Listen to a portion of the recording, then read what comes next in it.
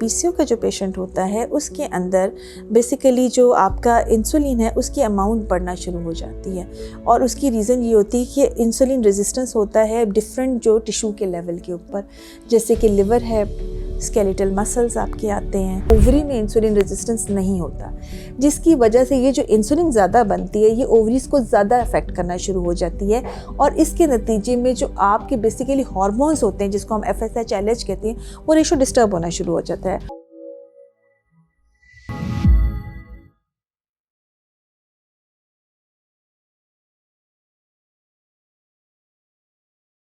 इस वीडियो में हम बात करेंगे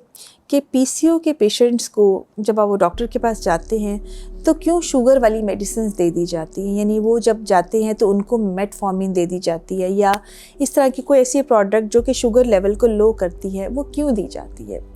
बेसिकली जो पीसीओ है जिसको लोग कहते हैं कि अच्छा पानी की थैलियाँ हो गई हैं या डिफरेंट नामों से बुलाते हैं, कोई पीकॉस भी कहता है, कोई पीसीओ कहता है। बेसिकली जो पॉलीसिस्टिक ओवेरियन डिजीज़ है बेसिकली उसमें ऐसी क्या वजह होती है कि आपको शुगर वाली मेडिसिन प्रिस्क्राइब की जाती हैं। अगर हम पीसीओ की वजह जानने की कोशिश करें तो अभी तक पीसीओ की जो मेन जड़ है, कह लें जो मेन वजह है, वो अभी तक शायद पूरी तरह से हमें उसका इल्म नहीं है। तो बहुत सारी थ्योरीज़ हैं कि इसकी वजह से शायद पीसीओ हो जाता है, जेनेटिक रीजंस हैं, मल्टी फैक्टोरियल है, मल्टीपल रीजंस है, वेट गेन के साथ कर लेते हैं, ओबेसिटी के साथ है, फ़ैट अगर ज़्यादा है उसके साथ इसको लेबल कर लेते हैं। लेकिन एक चीज़ जो कॉन्स्टेंटली हमें पता है वो ये है कि इसके अंदर इंसुलिन रेजिस्टेंस होता है।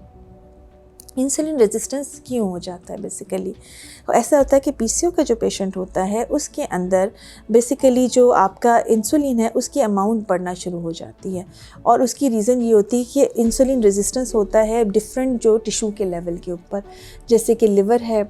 स्केलेटल मसल्स आपके आते हैं, ठीक है, यहाँ पर, और या स्किन आ जाती है। यहाँ पर इंसुलिन रेजिस्टेंस वो ज़्यादा होता है इन पेशेंट्स के अंदर, जिसकी वजह से इंसुलिन की जो है वो अमाउंट बढ़ना शुरू हो जाती है और नतीजतन क्या होता है कि आपके ब्लड के अंदर वो जो कोलेस्ट्रॉल के लिए फ़ैट्स है वो बढ़ना शुरू हो जाते हैं, आपके अंदर डायबिटीज़ डेवलप होने का डर ज़्यादा हो जाता है। उसके अलावा जो है आपकी स्किन की पिगमेंटेशन होना शुरू हो जाती है। अगर हम इसका इफ़ेक्ट जो इंसुलिन ज़्यादा इंसुलिन होने का इफ़ेक्ट ओवरी पे देखें ना तो ओवरी में इंसुलिन रेजिस्टेंस नहीं होता, जिसकी वजह से ये जो इंसुलिन ज़्यादा बनती है ये ओवरीज को ज़्यादा अफेक्ट करना शुरू हो जाती है और इसके नतीजे में जो आपके बेसिकली हार्मोन्स होते हैं जिसको हम FSH LH कहते हैं वो रेशो डिस्टर्ब होना शुरू हो जाता है और उसके नतीजे में आपकी जो ओवरी है वो मेल हार्मोन्स जो है, मर्दाना हार्मोन ज़्यादा बनाना शुरू कर जाती है, जिसकी वजह से आपके चेहरे पे एक्ने डेवलप हो जाती है, बाल गिरना शुरू हो जाती है, जिस्म के ऊपर ज़्यादा बाल आना शुरू हो जाते हैं। तो ये वो इफ़ेक्ट्स होता है जो इंसुलिन रेजिस्टेंस के साथ ज़्यादा होना शुरू हो जाता है। मैंने काफ़ी आम सिंपल लैंग्वेज में इस बात को समझाने की कोशिश की है। बेसिकली इसमें बहुत सारे एंजाइम्स इन्वॉल्व होते हैं जिसकी वजह से ये प्रॉब्लम क्रिएट हो रही होती है। सो बेसिकली अगर आप इंसुलिन रेजिस्टेंस को इम्प्रूव कर लेते हैं तो उसके नतीजे में इंसुलिन की अमाउंट भी कम होती है और ये सारे इफ़ेक्ट्स जो है वो कम होना शुरू हो जाते हैं। यही वजह है कि जब आप डॉक्टर के पास जाते हैं तो वो आपको वेट लॉस का कहता है, क्योंकि अगर आपकी जो फ़ैट है, स्पेशली जो आपकी बेली फ़ैट है, अगर आप वो कम कर लेते हैं तो आपकी इंसुलिन रेजिस्टेंस जो है वो कम होना शुरू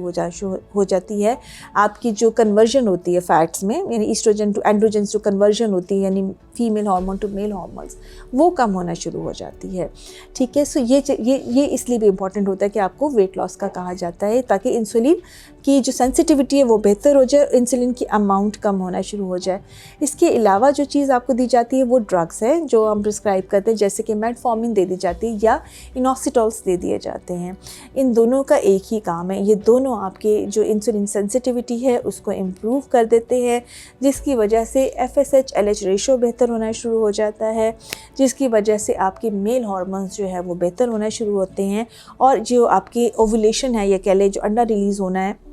वो भी बेहतर हो जाता है। तो एज अ रिज़ल्ट इन जो ये इंसुलिन सेंसिटाइजिंग एजेंट्स जो आपके हैं, चाहे वो इनोसिटोल्स हैं, चाहे वो मेटफॉर्मिन है, वो अल्टीमेटली क्या करते हैं कि आपकी पीसीओ के जो सारे सिम्टम्स होते हैं उनको बेहतर कर देते हैं।